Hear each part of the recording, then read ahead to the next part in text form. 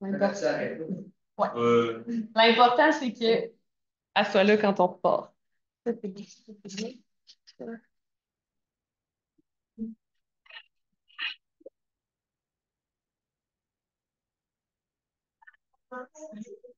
c'est bon.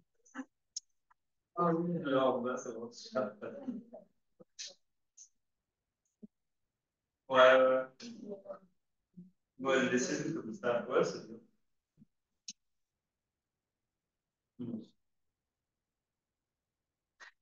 Ah, je sais pas, t'as 15 secondes. Ah, que c'est mon sang, là, je mon verre. Comment ça? Comment ça, sinon?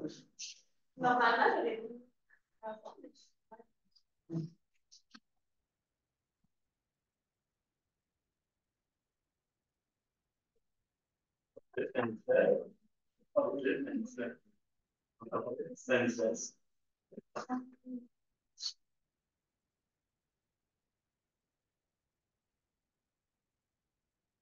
La durée de la présentation, je vais couper entre 13 et 15 minutes. Un point sera déduit par contre de 30 secondes manquantes ou supplémentaires. Tous les membres de l'équipe doivent parler pendant la présentation. Si cela n'est pas respecté, une pénalité de 5 points sera retranchée à la lettre. Tout au long de la présentation, je présenterai des cartons dans les verres afin de montrer le temps restant. Je présenterai un carton lorsqu'il restera 10 minutes, 5 minutes, 1 minute, ainsi qu'un dernier carton lorsqu'il restera 30 secondes. Je ferai un décompte à l'aide de mes mains pour les 10 dernières secondes de la présentation. La présentation sera suivie par une période de questions des jeux d'une durée maximale de 5 minutes. Vous êtes évalué dès le début jusqu'au dernier moment passé avec les jeux dans la salle de présentation. Laisse maintenant les juges se présenter. Ensuite, vous pouvez commencer dès que vous êtes prêts.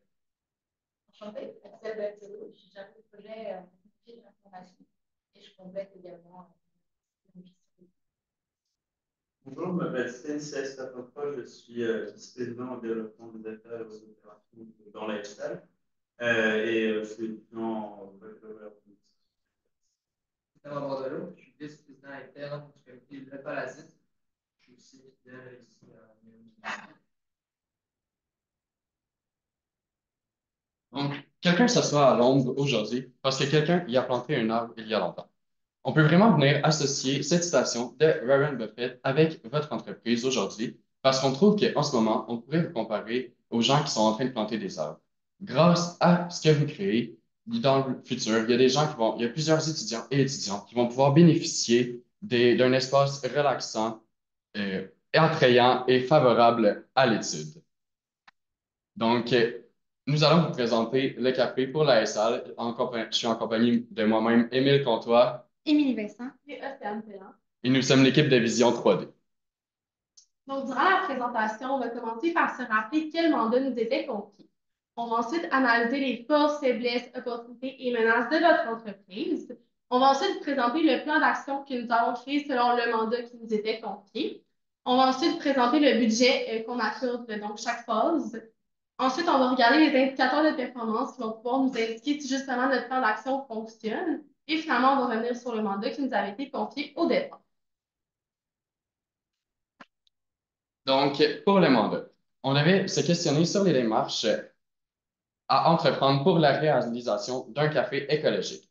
Effectivement, pour réussir à ce faire, on devait trouver le nom du café, déterminer quels étaient les types du produit, et on devait essayer aussi de faire en sorte que l'empreinte carbone et que le café soit zéro déchet.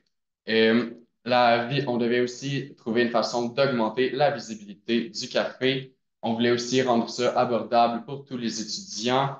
Puis, on voulait vraiment venir créer une atmosphère d'études pour les étudiants pour qu'ils soient à l'aise et faire un clash avec l'école, justement, à l'université. Puis, on voulait redonner ainsi à la communauté. Donc, on va continuer pour le FFOL. On a commencé par analyser les forces et les faiblesses de votre entreprise. Au niveau des forces, évidemment, il y a les valeurs environnementales qui sont vraiment comme prônées dans l'entreprise, qui est super pertinent à la société actuelle. On a une politique de prix du loyer café étudiant qui est assez bas, donc 1 $ pour l'allocation du loyer, ce qui est super pour votre entreprise.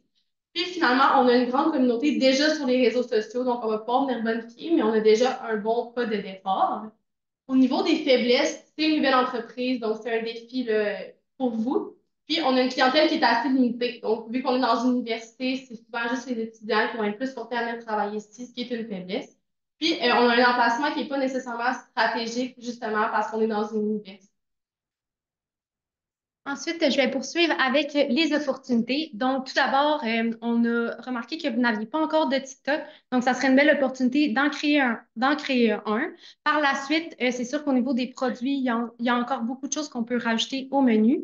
Puis, finalement, on avait pensé aussi qu'on pourrait faire certains événements liés au domaine de l'administration au café, par exemple, les soirs. Puis, finalement, en ce qui concerne les menaces, il y a toujours la concurrence qui est présente. Tout d'abord, il y a celle qui est interne, donc il y a la cafétéria qui est quand même à proximité du potentiel café.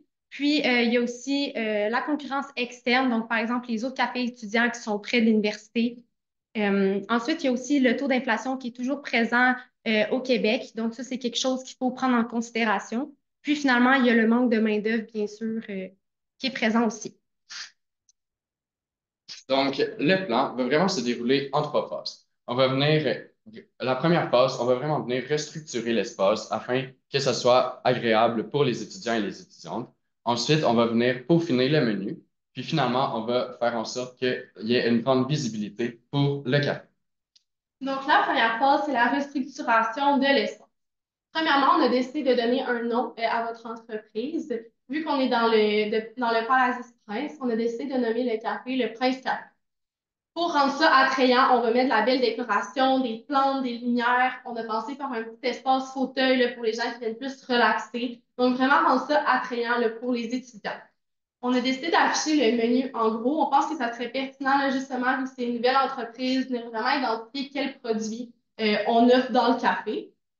On a pensé aussi à instaurer des petites salles de travaux d'équipe à l'intérieur du café, donc mettre des grandes tables avec des télés, des tableaux blancs, tout ça pour favoriser le travail d'équipe puis attirer une autre forme de clientèle. On a pensé justement aussi pour garder l'écologie dans le café, mettre de la vaisselle réutilisable. Par exemple, une petite promotion qui pourrait être offerte. Par exemple, un étudiant apporte sa tasse, il pourrait avoir un 10% de rabais sur son café, quelque chose dans ce genre-là.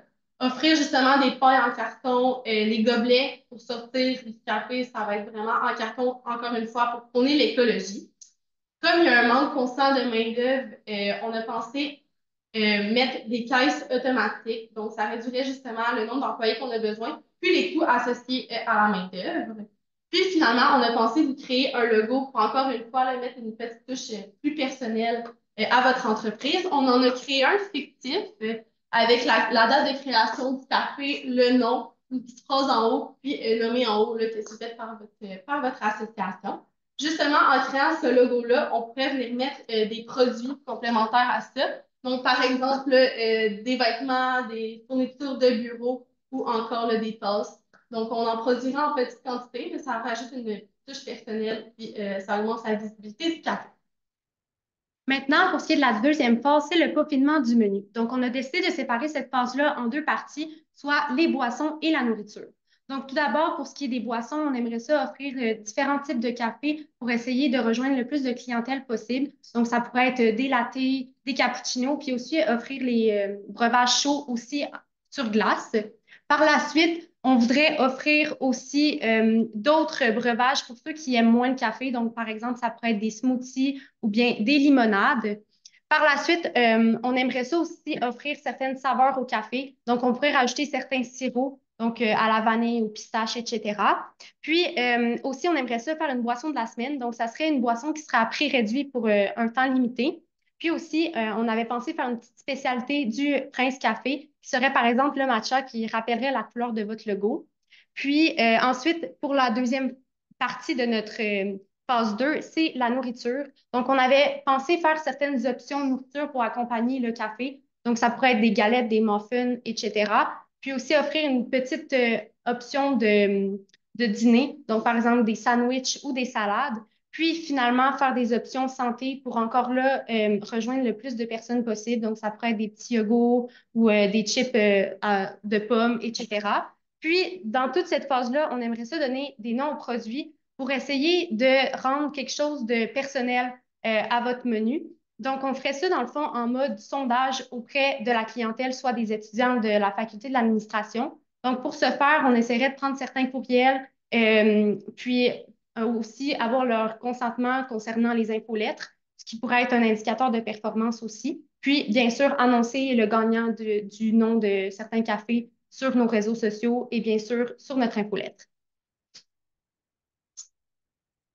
Donc, pour continuer avec le peaufinement du menu, on aimerait ça avoir un produit qui est local, qui est sans déchets. Donc, on pense que ça serait une très bonne idée d'aller chercher certains fournisseurs qui seraient locaux. Par exemple, on peut penser à la brûlerie Le Minoir ou la brûlerie Café Emma qui offrent des grains locaux. C'est des grains, certes, de qualité, mais en plus, puisqu'ils sont locaux, c'est vraiment important pour le consommateur. Puisqu'on a on va quand même vendre beaucoup de café, mais on va peut-être réussir à avoir un escompte sur achat en achetant en grande quantité, ce qui nous permettrait justement de pouvoir réduire les coûts pour rendre des produits et les cafés abordables auprès des étudiants et étudiantes. Ensuite, on est dans un ère où les gens ils sont sensibilisés à l'environnement. Donc, on pense vraiment venir offrir trois types de, de déchets, de bacs à déchets. Donc, il y aurait les recyclages, les poubelles, ainsi que le compostage. On pense que de cette façon-là, on serait capable justement de rendre en sorte que l'entreprise serait encore plus zéro déchet.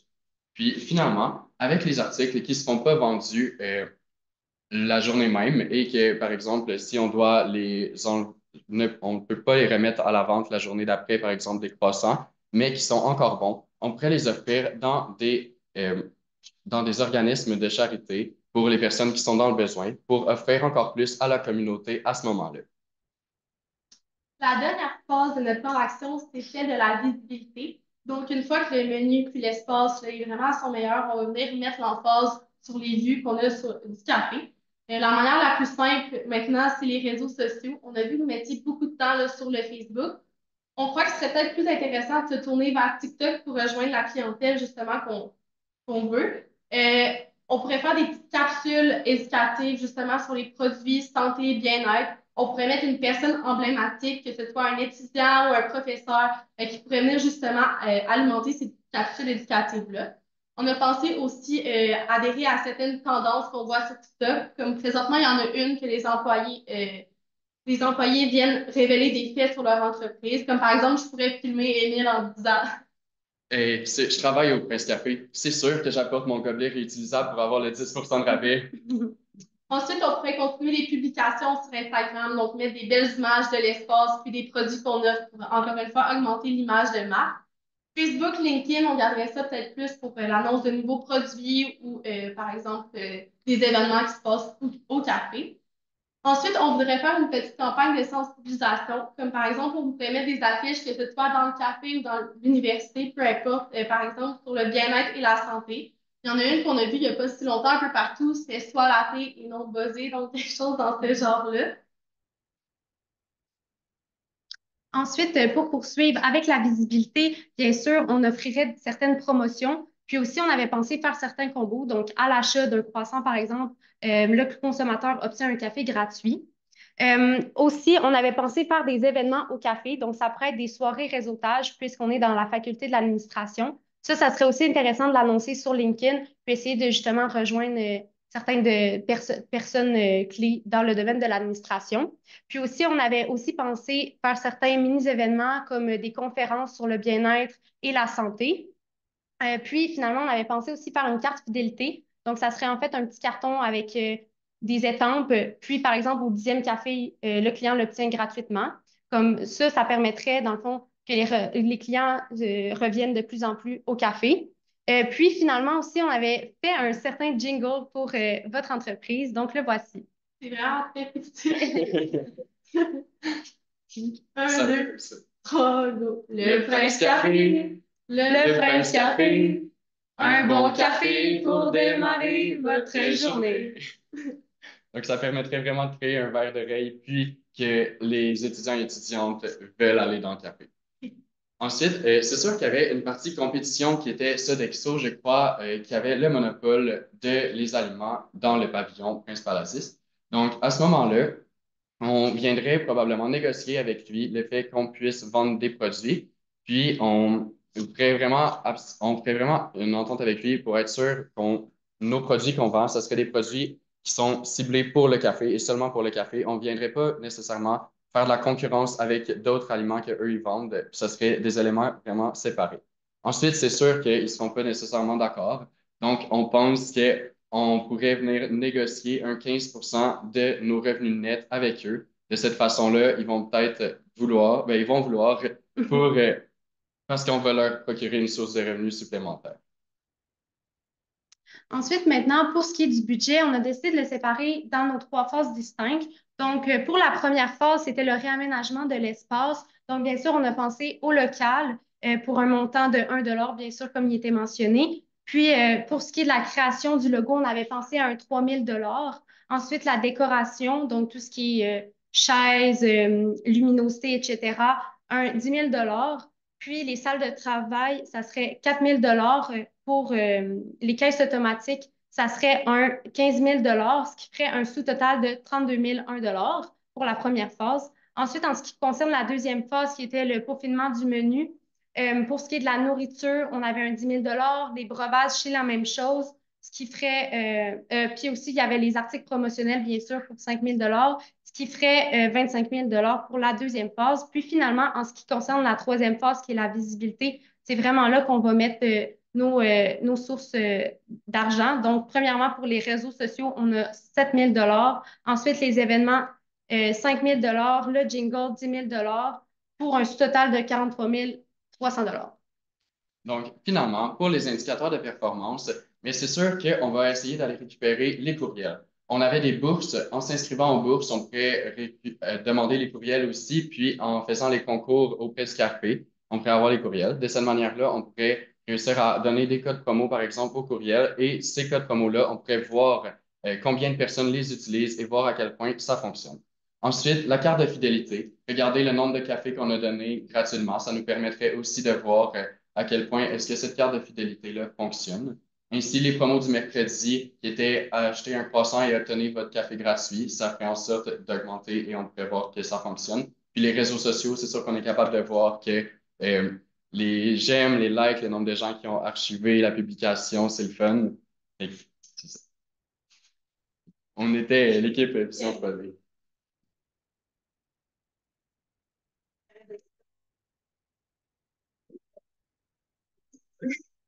En fait, c'est sûr que ça va se faire sur combien de temps, tout ça? C'est quoi l'échéancier? Oui, ben on pense que les 3 phases, on va être en mesure de les faire un peu en même temps, mais ça va prendre, on croit que pour la prochaine session, on serait capable, la session d'automne 2024, on serait capable de faire en sorte que tout soit en œuvre pour qu'on puisse ouvrir le café. Comment vous donnez à des organismes? Pourquoi vous donnez à des organismes plutôt qu'aux étudiants, avec des applications, quel genre d'organisme vous aurez? Je peux répondre à la question. Dans le fond, ben, c'est sûr qu'on aimerait ça, dans le fond, avoir un aspect comme de bénévolat, si on veut, comme pour essayer de rejoindre plus de gens qui sont contents, tu sais, qu'on aide justement des organismes comme ça, à la place de comme essayer de se faire de l'argent comme avec ça, dans le fond. Je sais pas si c'est clair. Les organismes visés, ça peut être des gens, par exemple, il y a eu des boîtes, il y a des boîtes de nourriture, des banques alimentaires, on pourrait leur donner à eux, ou les gens qui sont sans abri, ben à ce moment-là, s'ils n'ont pas les moyens de se payer de la nourriture, ben on pourrait les offrir à eux. Moi, déjà, je voudrais vous remercier pour le budget détaillé, parce que c'est compliqué. Est-ce que pour vous, les 15% que vous offrez de notre net, est-ce que ça peut compenser la perte? Enfin, même si c'est sur un autre créneau, en soi, ça reste quand même concurrence à Sodexo. Vous pensez quand même que ça compensera la perte utilisée? Ben moi, je pense que ça peut être une option. Ça, peut-être qu'on pourrait essayer de monter à 20% s'ils ne sont pas d'accord, mais 15%, je crois qu'ils vont réussir à accepter. Mais c'est surtout, on va essayer de mettre l'emphase sur le fait que c'est 2 types de produits différents qu'ils vont vendre. Donc, ça ne sera pas nécessairement les produits qu'eux vont vendre que les gens iraient acheter là, parce que C'est sûr qu'il y a des cafés ailleurs, puis les gens, ils vont pas nécessairement à la cafétéria s'ils veulent aller dans un café. Donc, je crois que le 15%, ça serait raisonnable. Vous avez parlé de 7 000 alloués aux réseaux sociaux. Est-ce que vous pouvez développer plus sur le 7 000 Est-ce que vous comptez sur l'algorithme pour faire les choses ou vous avez plus de stratégie derrière? Je peux y répondre là, si vous voulez. Mais dans le fond, c'est sûr qu'on aimerait ça mettre une personne emblématique. Fait qu'essayer d'avoir quelqu'un qui a déjà un visage connu sur TikTok, ça pourrait être quelque chose de bien. C'est sûr que justement, pour avoir une certaine collaboration, il faut investir. Sinon aussi, ben, c'est sûr que certains, mettons, pixels, ça pourrait être intéressant aussi pour essayer d'avoir plus de vues sur nos TikTok parce que si vous êtes déjà populaire sur les autres réseaux, ben, ça serait bien de monter rapidement les autres pour avoir plus de crédibilité.